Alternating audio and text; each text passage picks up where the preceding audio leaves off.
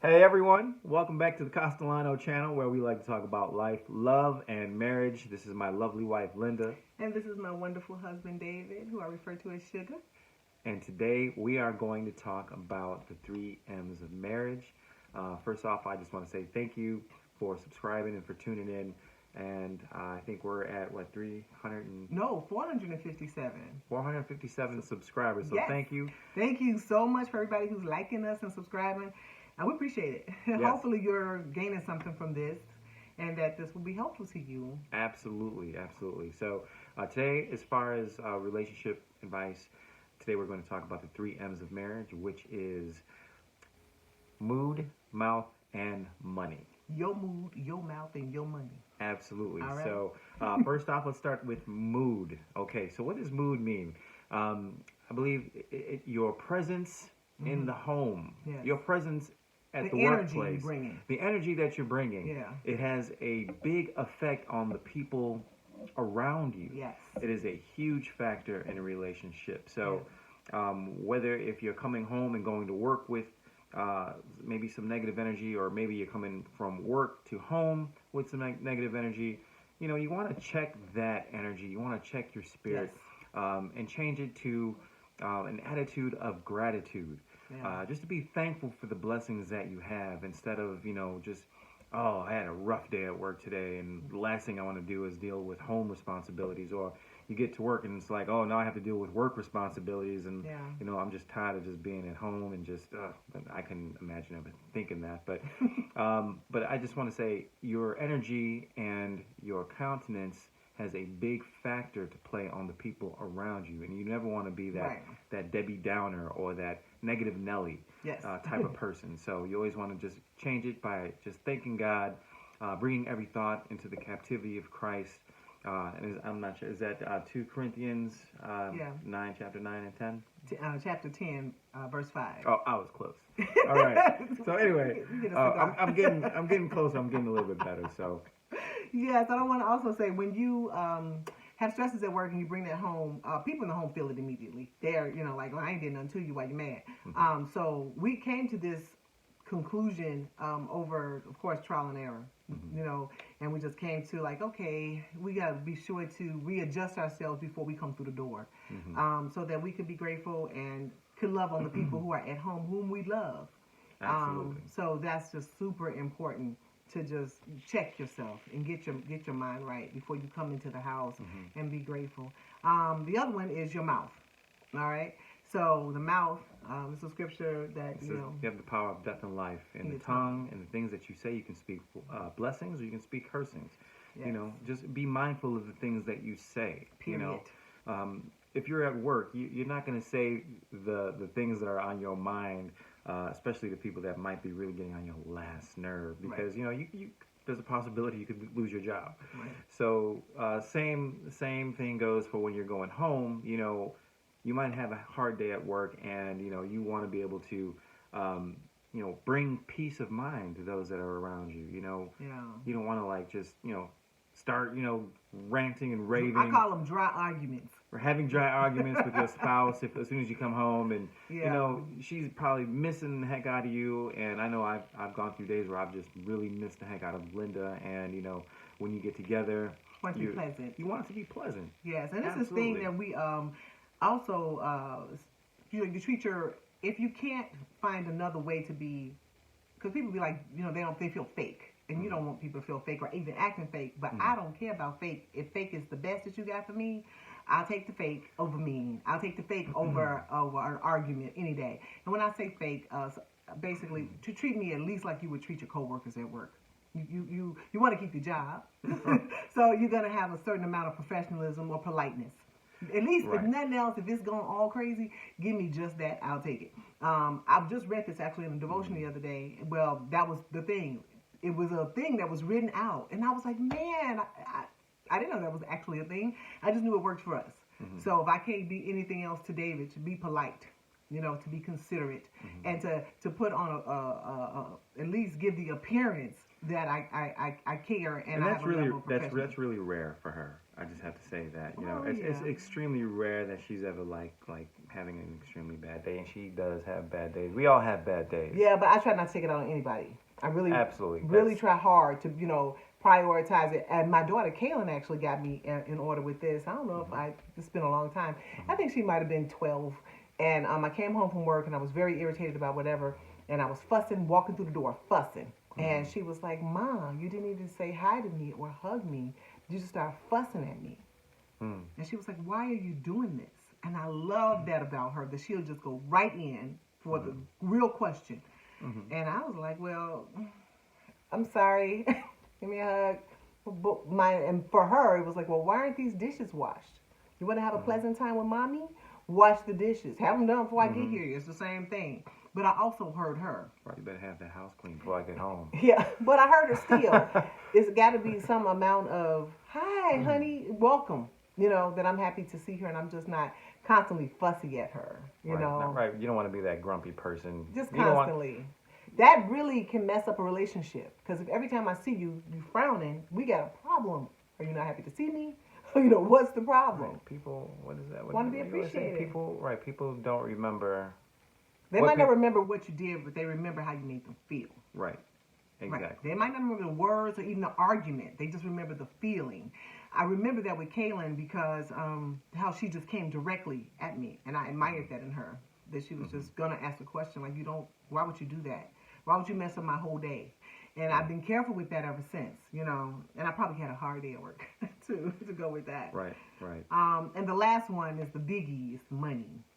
Oh, yeah. Money. Where's my money? Where's my money? Right. When you're married, you're one. And so we feel that it was his work great for us. And I think it's just should be universal for people to put their money together. Right. If there's a sense of togetherness, then we work together toward a goal. Whether Dave makes $100,000 and I make $20,000, or he makes $20,000 and I make $100,000, it is our money. That's right. Whether he get a raise or a bonus and I don't, it's still our money. Whether I get a raise or a bonus, it's our money. Right. I know. I have friends out there that are like, if we received a bonus, I had friends who were like, you better not tell your wife about this. You better not. And if I go back the next day and say like, yeah, I shared it with my wife, we went out together and they're like, well, you did what?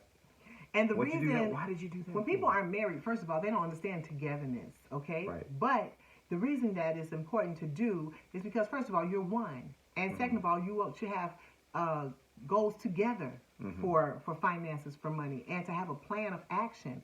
And so I wasn't going to go into this part, but I just want to say you should have 40% of your income for your needs, and you should have 40% for your wants, and then the other 20% is for savings, for tithes and for savings. So you should have the same types of goals. If you're always mutually and together, then your spending is talked about. There's no rogue spending. It has to be a conversation. So, because we're going to be paying for these things together, and then we could dream together and build together. I know some people, and we both know couples who are separate in that regard, and it leads to a lot of arguments and a lot of distrust. Right. It allows selfishness to creep in, and you'll start doing things on your own financially, and it can cause a lot of division. That's what the word I was trying to remember, division. And so, and that's like you don't want that in a relationship. A relationship is something that you're one unit. You want to be together.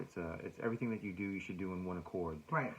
So So it's important to put it together. And some women might think this is stupid because I know lots of people is like, I got my side money, in case this goes wrong. Right. So it's almost like you're planning for it to go wrong and setting aside money for the fun to kill your marriage. Think about that.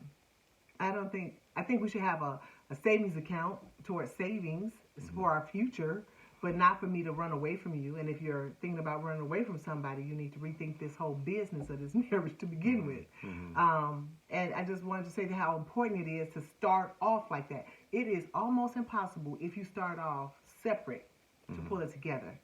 It's people say, well, we have that one account together, but I got my side stuff. I don't agree with that. I think everybody needs to be 100% each. Right. There is no 50-50. It's 100. Absolutely. If you're going to make it work, it's 100. And I think we have to have conversations about money. Like, what are we spending it on? What are we trying to do? What is our goals in this?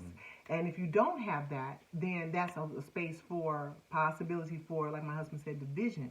And the enemy creeps in. Yeah. Yeah. And then it's a lot of distrust. Like, wreaks what is havoc he doing? on your marriage, You know, on your and relationship. if you're getting a $30,000 bonus and you don't tell me and you're off doing whatever, what that does to a person, it makes them feel like you separated yourself for some reason from me. Or you don't trust that I would do right by your money. Now, and we have a budget that we go by, and he knows, I know, so we're all on the same page. And usually it's one person in the family or in the marriage who's good with money, keeping up with paying that financially responsible. The budget. Yeah, the budget. No, but everybody hates that word.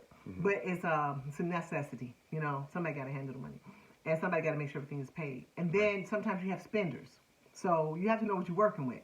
You know, but if you don't put it together, it's always the possibility of division, and you just don't want that.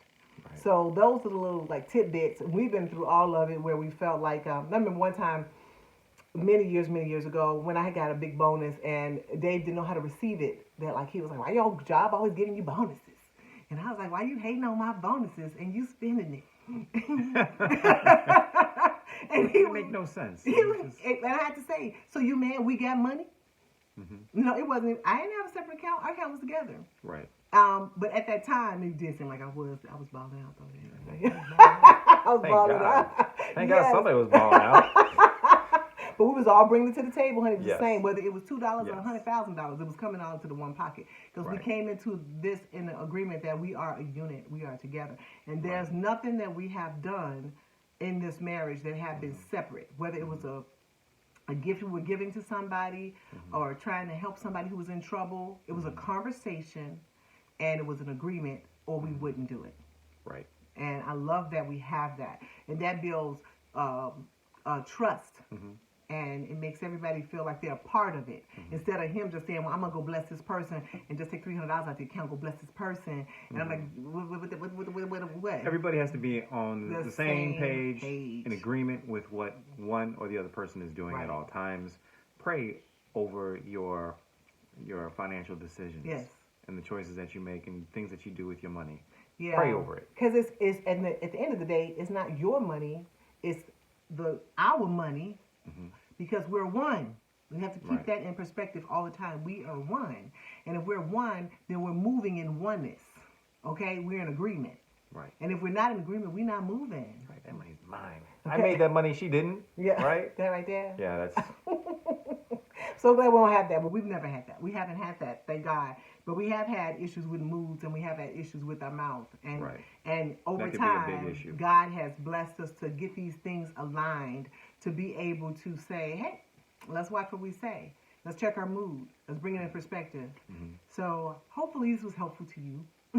Absolutely. I hope this is absolutely helpful to you. And I want to say too, some people, this is for married people and unmarried people, but when you get your person, you have to be sure to tend to it.